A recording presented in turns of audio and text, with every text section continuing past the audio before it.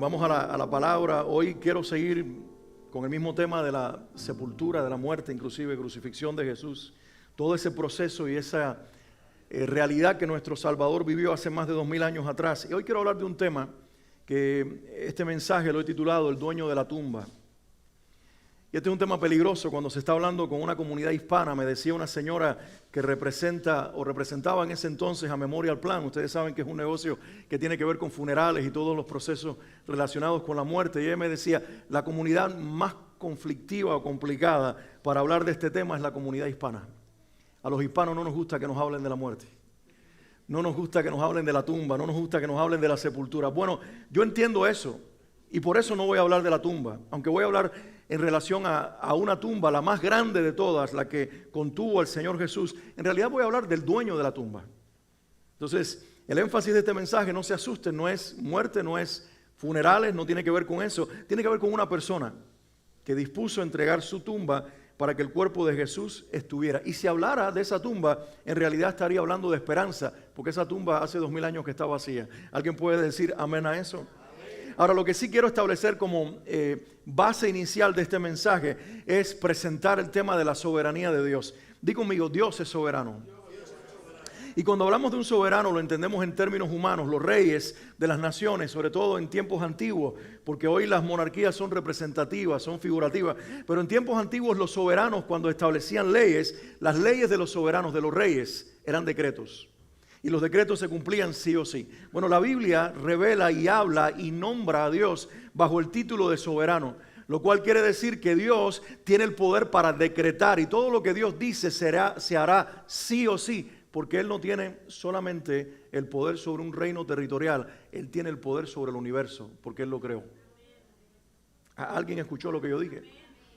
Y esto te tiene que liberar. Dios es soberano. Quiere decir que las riendas del universo, incluyendo nuestras vidas, no las tenemos nosotros, las tiene Dios.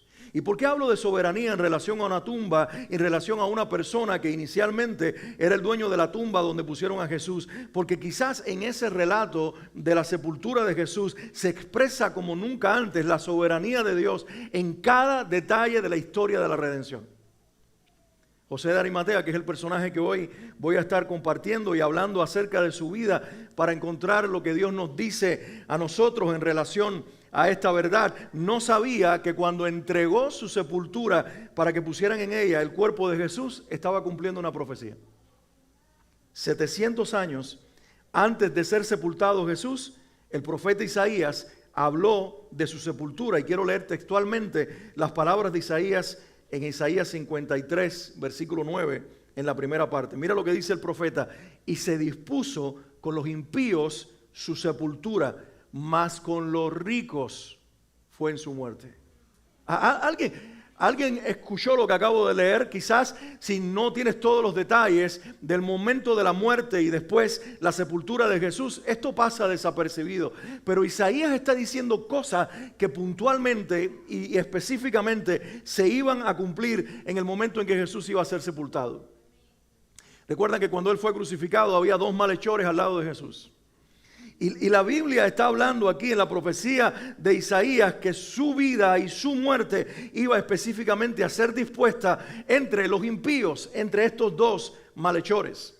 Si no llega a ser por un eclipse total, si no llega a ser por un terremoto que ocurre, si no llega a ser porque estaban en medio de la fiesta de la Pascua y eso apresuraba a los discípulos, sobre todo a los judíos, a los fariseos, para la sepultura del Señor, Él no hubiese sido sepultado en la tumba que fue sepultado, sino que hubiera sido puesto en un lugar llamado el Gehenna, el lugar donde se quemaba la basura, pero también los cuerpos de las personas crucificadas. Lo más probable es que los dos ladrones que estaban con Jesús, o los dos malhechores que estaban colgados con Jesús en la cruz, terminaran en ese lugar. Sus cuerpos fueron quemados de manera prematura, eran calcinados o incinerados los cuerpos, porque en esa fecha particularmente se celebraba la Pascua, y antes de las 6 de la tarde del día viernes en que Jesús fue crucificado, no podía quedar expuesto ese día ningún cuerpo en una cruz. Por lo tanto, el proceso de crucifixión tenía que ser mucho más rápido que en cualquier otra fecha.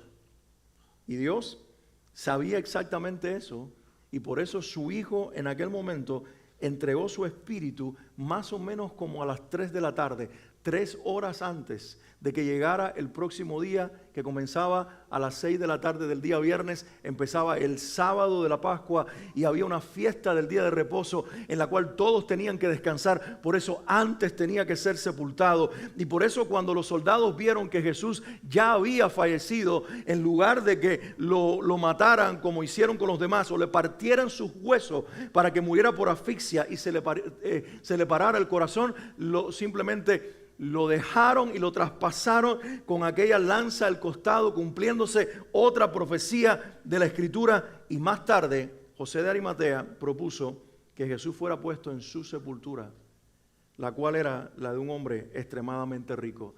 Y se cumple la profecía de Isaías. Con los impíos se dispuso su sepultura, mas con los ricos fue en su muerte.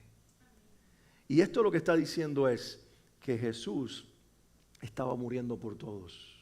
Se igualó a los malhechores, pero tuvieron que darle la sepultura de un rey. Los términos que usa la Biblia en todo lo que narra el momento de la sepultura de Jesús habla de cómo se preparó a un rey. Cuando se dice lo que José de Arimatea llevaba en calidad de mirra, cuántas libras llevaba, están describiendo que lo que está haciendo es ungiendo a un rey para su sepultura. Dios no pasa por alto ningún detalle, y en relación a su hijo, Él se expresó en la manera en la que es un Dios soberano. Pero quiero ir al texto con el cual hoy queremos reflexionar en la palabra de Dios, Juan 19:38, donde habla exactamente de ese momento en el que este hombre, José de Arimatea, pide el cuerpo de Jesús para ser sepultado. Y la Biblia dice: después de todo esto, José de Arimatea, que era discípulo de Jesús, y alguien subraya en su Biblia que era discípulo de Jesús. ¿Ya lo hicieron?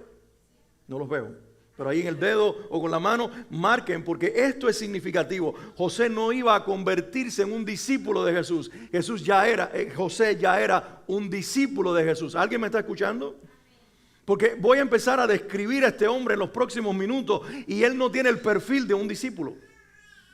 Él no encaja dentro del estereotipo de un discípulo. Él no pertenece al grupo de los discípulos, pero la Biblia quiere decirnos desde el comienzo, que se comienza a hablar de este hombre, José de Arimatea, que él ya era un discípulo de Jesús. Y ahora, para abundar un poquito más, dice que lo era secretamente por miedo a ¿quiénes? Dice, por miedo de los judíos. Y rogó a Pilato que le permitiese llevarse el cuerpo de Jesús, y Pilato se lo concedió. Entonces vino y se llevó el cuerpo de Jesús. Vamos a detenernos aquí un momentito y vamos a orar. Yo sé que he orado anteriormente, varias oraciones hemos hecho en el culto, pero merece la pena que nosotros oremos para que Dios hable en este momento. ¿Alguien quiere que Dios hable ahora? ¿Qué tal si se ponen de pie un momentito? Y mientras cierras tus ojos, toma una postura espiritual de decir: Señor, no voy a dejar que me distraiga nada ni nadie en este lugar. Voy a tener una actitud de recibir el mensaje. No voy a pensar en nada más, sino que voy a poner toda atención a lo que tú estás a punto de decirme en los próximos minutos. Padre, yo oro sobre esta palabra que acabo de leer con la iglesia. Y te pido, Señor, que por medio de la vida de este hombre, que muchas veces pasa desapercibido en las Escrituras, tú puedas hablarnos a nosotros. Que el Espíritu Santo, que incluyó en los Evangelios el nombre de José de Arimatea y lo que él hizo, revele ahora mismo los detalles que están escondidos acerca de su vida, para también revelarnos los detalles escondidos de nuestro corazón y de nuestra condición espiritual, para que nosotros podamos ser transformados.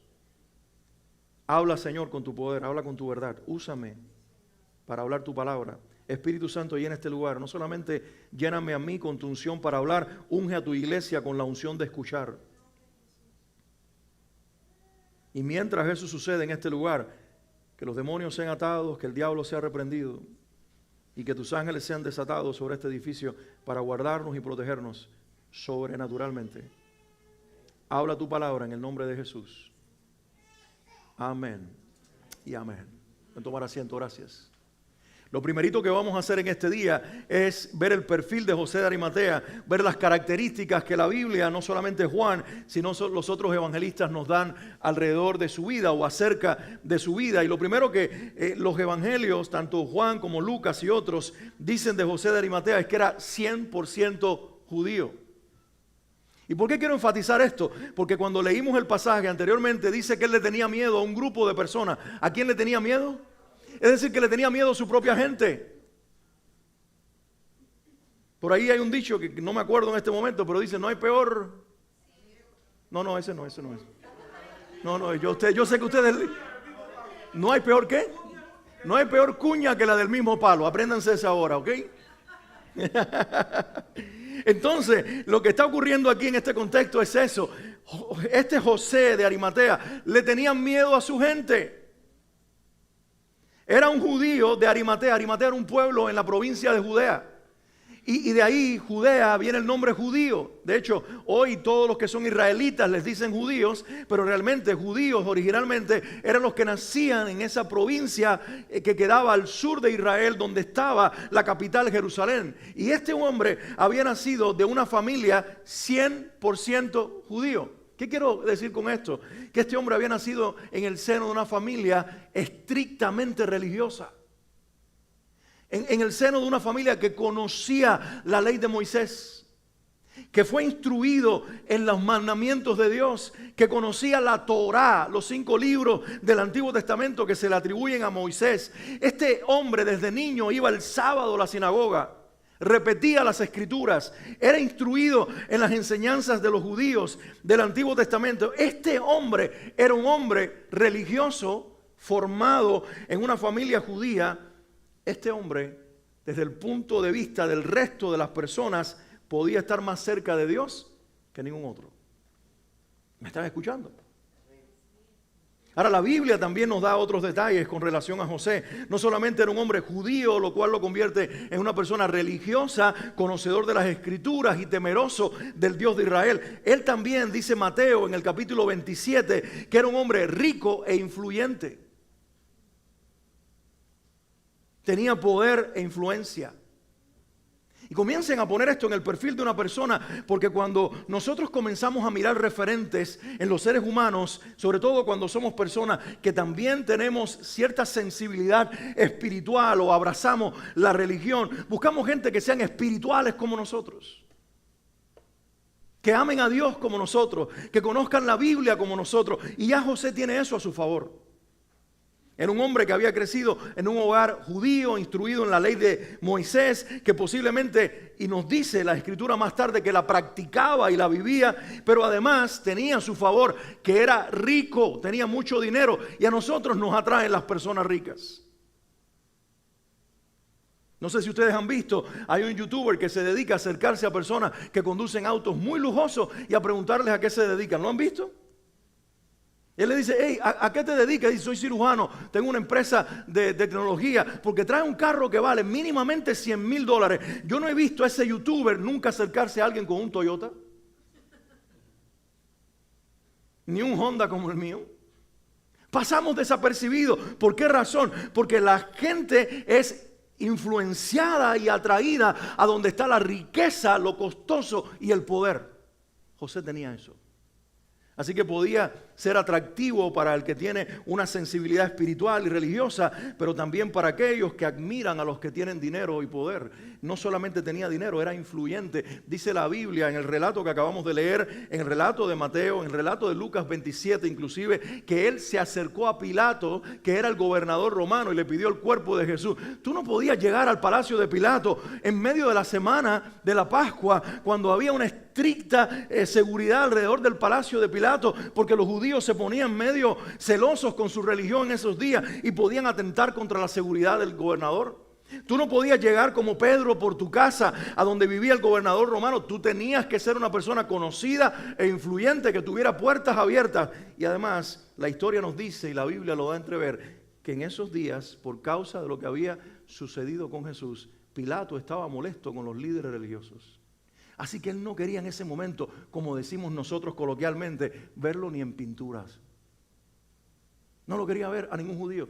pero miró y accedió a ver a José, lo cual quiere decir que de todos los hombres influyentes de Israel, José era más influyente que el resto. ¿Están captando lo que te quiero decir? Era un hombre que cuando tú mirabas su vida, muchos querían parecerse a él. Además, Lucas, en el Evangelio de Lucas capítulo 27, versículos 50 al 51, la Biblia dice que él era miembro del Sanedrín. En los días de Moisés, Dios había instruido a Moisés que separara 70 hombres para que gobernaran a Israel con él. El Sanedrín era una especie de equipo de líderes que tomaban las decisiones sobre una nación, pero para ese entonces, que eran una colonia romana, era el grupo que tomaba la medida de establecer los reglamentos para todos los que pertenecían a la religión judía. Y este era del grupo de los 70, de los que tomaban decisiones, de los que dice la Biblia que se reunieron antes de llevar a Cristo a la cruz para tomar la decisión de si lo ponían preso y lo crucificaban, sí o no. Y dice la Biblia que de todos en el Sanedrín, él fue el que se opuso. Porque también leímos anteriormente que para ese entonces José de Arimatea ya era un discípulo. José era judío, lo cual lo convierte en una persona religiosa, aparentemente espiritual, conocedor de las Escrituras y en un referente atractivo para todos los que querían seguir sus pasos espirituales. José era rico e influyente, lo cual lo hacía atractivo para aquellos que aman las riquezas, la influencia y el poder y quieren parecerse a los que logran llegar a esos niveles de la vida. José tomaba decisiones importantes en relación a su pueblo y a su religión porque era miembro del Sanedrín, pero Lucas añade algo más en su evangelio, o Mateo más bien, debo decir, añade algo más en su evangelio porque son los que hablan de que él era miembro del Sanedrín, y ahora Mateo dice esto, que él era bueno y justo. Y se le añaden dos características que nosotros pensamos que son exclusivas de los cristianos. Sí, es verdad que la Biblia acaba de decir que José era un discípulo, pero parece ser que esto de ser bueno y justo lo acompañaba antes de convertirse en un discípulo de Jesús. ¿Qué quiero decirte con esto? Que solamente hace falta una buena familia que inculque valores y altas dosis de religiosidad para convertirte desde el punto de vista humano en una persona buena y justa. Que muchas veces lo que nosotros consideramos que nos puede llevar al cielo sencillamente se aprende en la escuela dominical, escuchando un sermón de domingo, aprendiendo de otros creyentes o religiosos y sencillamente siguiendo las enseñanzas y los valores que nuestros padres nos inculcaron. Por medio de los valores nadie llegará al cielo. ¿Alguien está conmigo en este lugar? Y eso me lleva a poner el énfasis ahora en lo que quiero decir, que para mí es muy importante que lo escuche, porque lo que estaba señalando simplemente eran características de este hombre para que nosotros tengamos una idea de quién era y cómo hacía las cosas en la vida y cómo él se manejaba y cuán influyente era. Pero ahora quiero establecer esta verdad en relación a su vida. José de Arimatea en algún momento se dio cuenta de que estaba lleno de religión, pero estaba vacío espiritualmente. ¿Alguien me escuchó? José de Arimatea, el judío 100%, el instruido en la ley de Moisés, el que guardaba la ley de Moisés, el bueno y justo, el influyente, el miembro prominente del Sanedrín judío, en algún momento dijo, todo esto está bien. E inclusive me dio poder e influencia entre mi gente. Pero cuando miro adentro, más allá de los valores morales, encuentro un ser espiritual que está vacío y no puedo llenarlo con la Torá. Y no puedo llenarlo con la tradición judía. Y no puedo llenarlo guardando el reposo. Y no puedo llenarlo con todo el andamiaje religioso que me enseñaron mis padres y los valores que me inculcaron. Necesito algo más. Y es ahí cuando este hombre corre a Jesús y se convierte en un discípulo, siendo todavía todo lo que se dice que él era. ¿Alguien está aquí conmigo? Si él no hubiera tenido una experiencia de vacío espiritual, él no hubiera dejado en su experiencia espiritual, porque no lo había hecho todavía en lo público, pero dentro de él no hubiese reconocido que su judaísmo no lo llenaba y no hubiera corrido a Jesús. Pero él corrió al Salvador porque se dio cuenta de que una buena religión lo único que te ofrece es una buena reputación y buenos valores, pero no llena tu alma, no llena tu ser. No trata con el problema real que tenemos los seres humanos, es que es un alma que tiene sed de Dios. ¿Y por qué te predico esto en este día? Y el Espíritu Santo me encargó que te dijera eso. Porque este es el problema de mucha gente sentada en las iglesias cada domingo. Ya no nos sentamos el sábado en una sinagoga a oír a un rabino que desenrolla la ley de Israel y que nos da instrucciones morales, religiosas y supuestamente espirituales para saber cómo vivir para agradar a Dios. No, ahora venimos el domingo, cambiamos de día, no escuchamos un rabino, cambiamos un pastor, cambiamos el oficio. Ya no desenrollamos la ley, abrimos la Biblia. Pero lo que nos enseña muchas veces es esto: cómo portarte bien para no enfadar a Dios, cómo portarte bien para que Dios no te castigue, cómo portarte bien para convertirte en una persona influyente, prominente dentro de tu comunidad religiosa e inclusive fuera de ella. Pero mis hermanos, en algún momento el alma de una persona sincera espiritualmente gritará diciendo: no es suficiente. José no era cualquiera de los judíos de su época, no era un fariseo común. José, además de el otro que va a estar sepultando a Jesús, que es Nicodemo, son judíos de pura cepa. Dice la Biblia, un detalle que no dije anteriormente de José de Arimatea, que él pertenecía a un grupo selecto de judíos que esperaban al Mesías de Israel.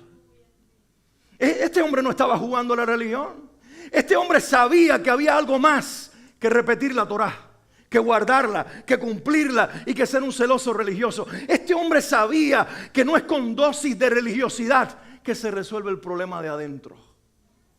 Y Dios nos está revelando algo a través de la vida de José de Arimatea, mis hermanos, que no solamente Dios quiere transformar tu conducta, cuando en realidad eso es un efecto colateral. Dios quiere tratar con nuestro verdadero dilema, con nuestro verdadero problema. Nosotros no necesitamos ser reformados conductualmente o moralmente. Nosotros necesitamos ser llenos espiritualmente. Nosotros no necesitamos cambiar nuestros malos hábitos por buenos hábitos y dejar de ser malas personas para convertirnos en buenas personas, porque no hay bueno ni tan siquiera uno. Nosotros lo que necesitamos algún día, o pudiera ser que todavía tú necesites, es un Salvador que te resuelva el vacío de tu alma. Es eso lo que te tiene en ansiedad, no es la falta de dinero. Es eso lo que te desvela en las noches, no es el medicamento que paraste de tomar. Es eso lo que te llena de preocupación, de incertidumbre, de insatisfacción. Necesitas un Salvador que le dé sentido a tu vida y que te haga entender que Él no está buscando gente buena para llenar las iglesias, sino gente necesitada de salvación para llenar el cielo.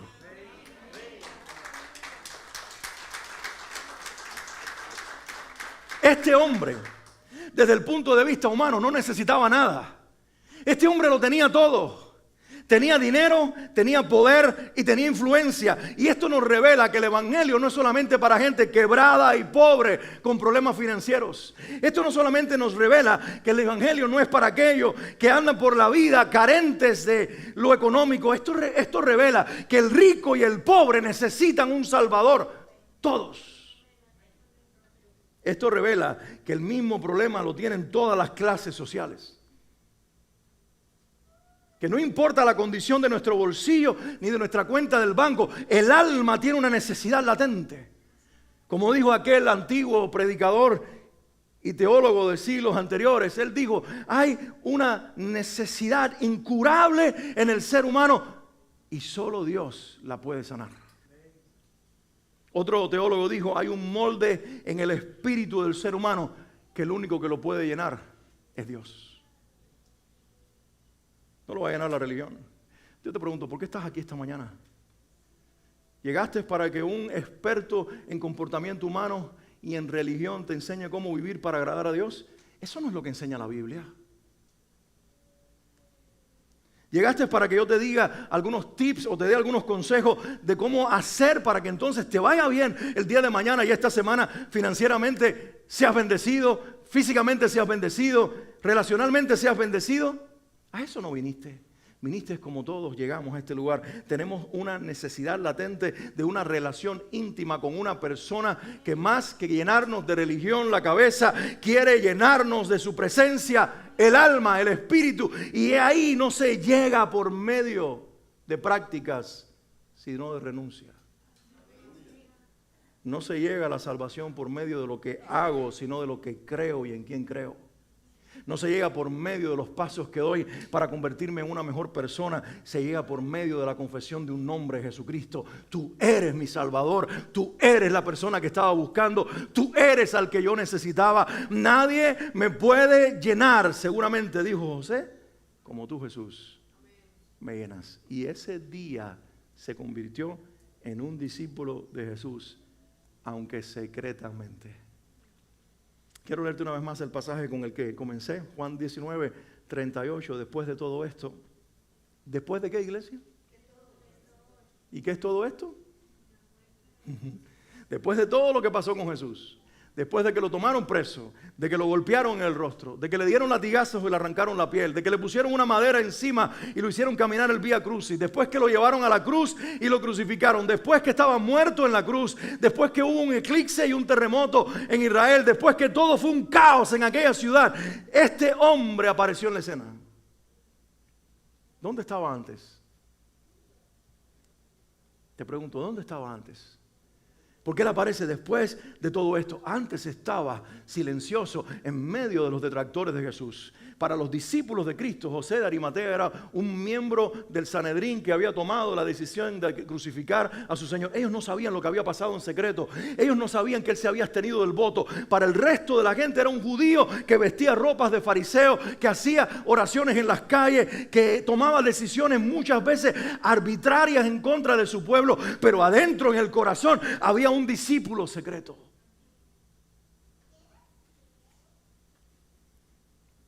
Había un discípulo secreto.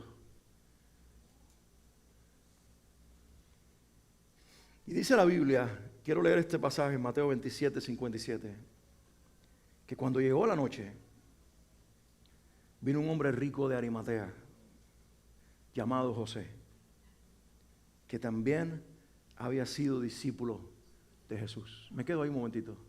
¿Sabes a dónde vino? Ya lo dije anteriormente. Al palacio de Pilatos. ¿Y a qué vino? A pedir el cuerpo de Jesús. Para ponerlo, ¿sabes dónde? En su tumba. La Biblia da la descripción de la tumba de José. Había sido excavada en una roca. Había sido hecha una cueva con todos los detalles de un hombre rico de la época para que el día que él muriera, escúchame, su cuerpo fuera puesto allí.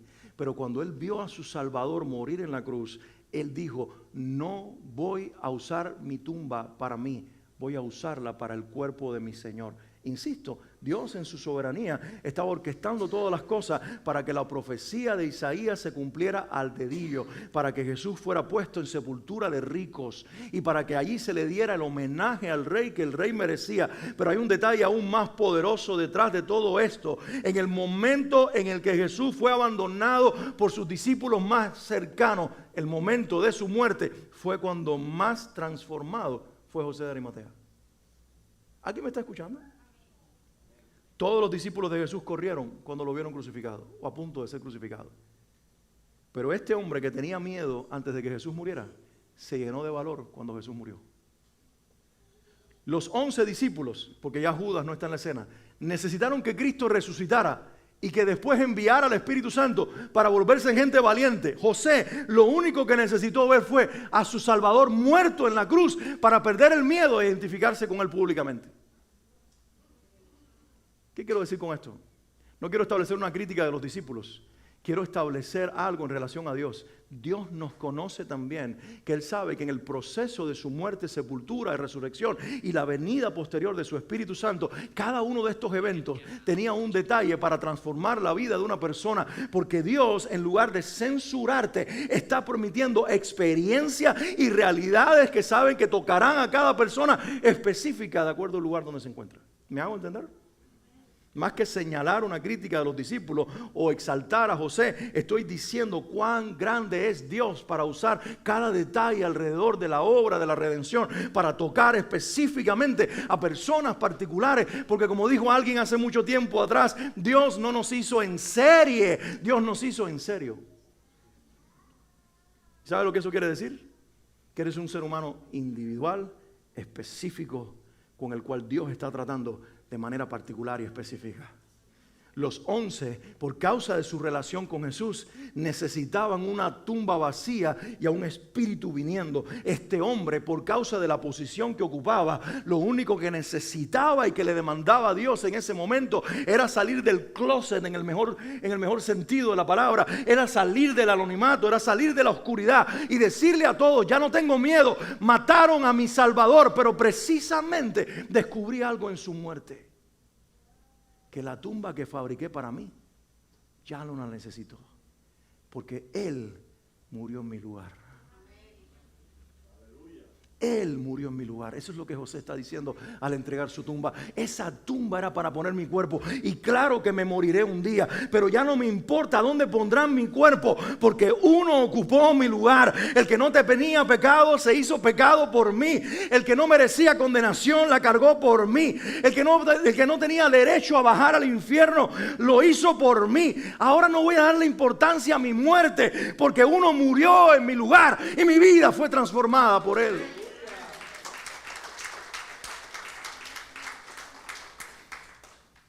Se fue transformado en el momento en que Cristo murió. Y cada uno de nosotros deberíamos ser transformados cuando nos encontramos con la realidad de la cruz de Cristo. Tal vez no tengamos una tumba que ofrecer, ni sea necesario hacerlo ahora. Ya José lo hizo. Pero sí hay algo que tienes que ofrecer. Y es la convicción de entender esto, que ya uno murió por ti.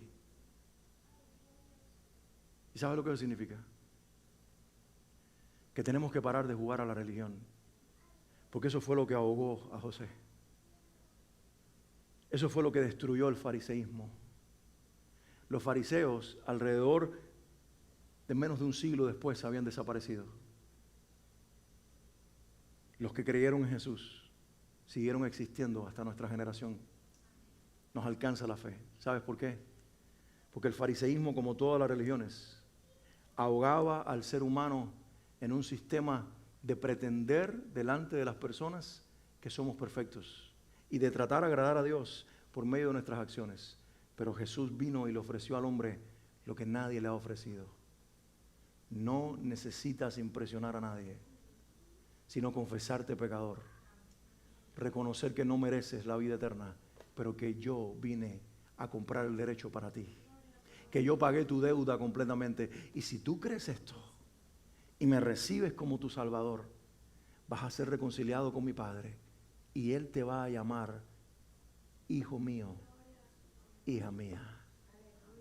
Qué privilegio tan grande, qué privilegio tan hermoso, qué privilegio tan increíble el que Dios nos da. Ese es el centro de nuestra salvación. Y un hombre moralmente bueno se dio cuenta de esto, para que veas que no es necesario ser el peor pecador para darse cuenta de que soy un terrible pecador. Puede ser el hombre más moralmente intachable y aún así descubrir que es precisamente eso lo que te descalifica. Porque la gente moralmente intachable se llena del orgullo de creer que son buenos por derecho propio. Pero cuando se te revela Dios y Él te revela tu humanidad, te das cuenta de que el peor y más detestable pecado del ser humano no es robar ni matar, es ser orgulloso, es creernos que somos mejores que los demás. Y al cielo no van la gente que se creen los buenos, van los que somos pecadores y decimos: Señor, es por tu gracia. Por eso Pablo, un fariseo como este, en el momento que confesó a Jesús decía, y dijo esto, y está en sus escritos, en una de sus cartas: en la lista de los pecadores, yo soy el primero. Y yo soy ahora lo que soy solamente por la gracia de Dios. Que Dios nos mantenga en su gracia. Ese día, este hombre, discípulo en secreto, salió a la luz y se hizo público y dijo: no importa si ellos me terminan matando, como mataron a mi Salvador, Y no importa que no tengan donde echar mi cuerpo y termine quemándose afuera en el lugar donde queman la basura. Ya no me importa, porque todo lo estimo por basura, inclusive este cuerpo al que tanto valoramos. Por amor del conocimiento de Jesús. Por entender que yo no era nada, yo no merecía nada, y yo estaba descalificado delante de mi Padre Celestial, y Jesús me calificó. Y Jesús pasó el examen por mí y me dio la máxima calificación, y a ti también, si crees eso, para que cuando estemos un día frente al trono de Dios, no sean nuestras acciones buenas o malas, sino nuestra fe en el Hijo, la que nos permita tener entrada a la presencia de Dios. A la presencia de Dios. Hace poco escuchaba a un pastor que por algún tiempo estuvo preso en un campo de concentración. Y dice que cuando estaba en ese campo de concentración, los militares del campo de concentración lo maltrataban a él y a los demás cristianos y a las demás personas que estaban en ese lugar de una manera horrenda.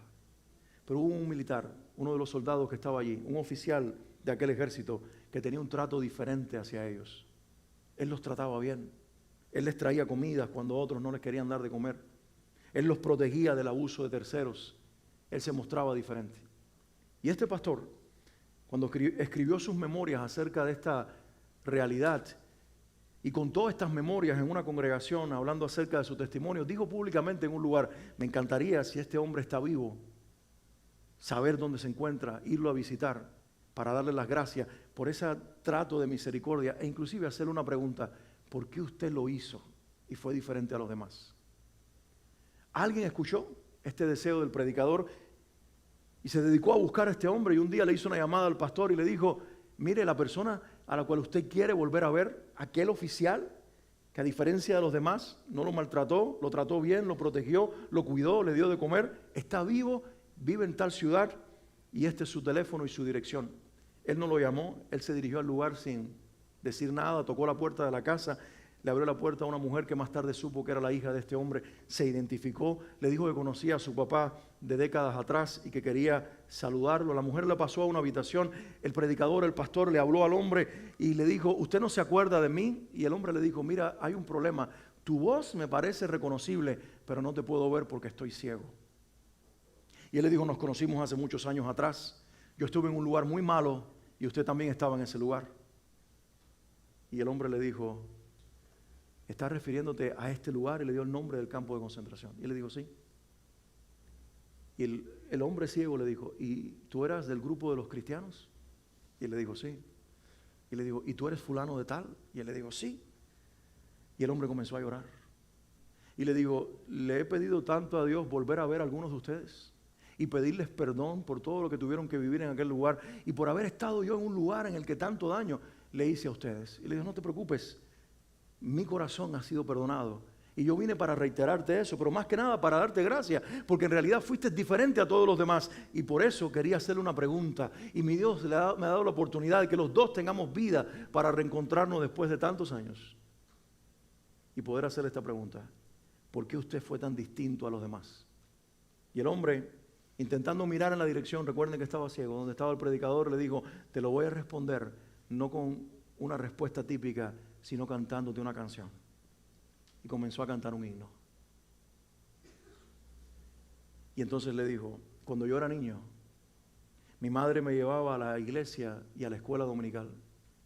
Y allí me hablaron del amor de un hombre llamado Jesús que murió por mí. Y cuando yo era niño, antes de convertirme en un militar que más tarde serviría en ese campo de concentración, yo tomé una decisión por ese hombre llamado Jesús y le entregué mi vida.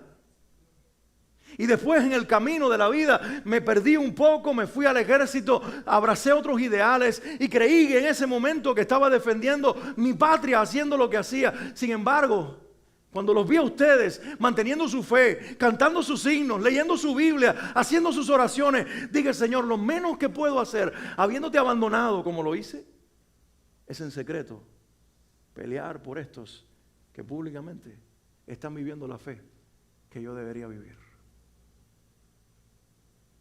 Él le dijo: el testimonio de ustedes me hizo entender que aquello no valía la pena y que yo volviera más tarde al camino que cuando niño había abrazado. Hay muchas historias como las de José en nuestros días. Hombres que, atrapados por la religión, por los gobiernos, por las políticas, por los distintos ideales que corrompen y controlan al ser humano, terminan escondiendo su fe, teniéndole miedo a los sistemas, teniéndole miedo a las personas. Pero el Evangelio es más poderoso. Él siempre te alcanza. Él siempre te toca. Él siempre te conquista.